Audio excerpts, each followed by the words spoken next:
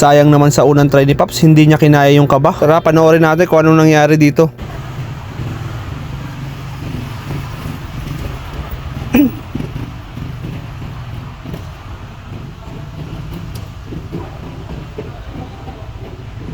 Napansin ko dito mga Paps, okay naman siya dito sa slalom yo.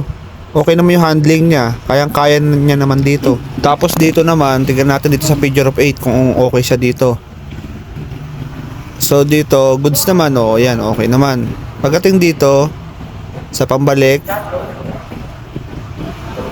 hop, yun, napatukod. Pero okay lang yan, goods pa rin yan mga Paps, sakali mapatukod kayo dyan, walang problema yan.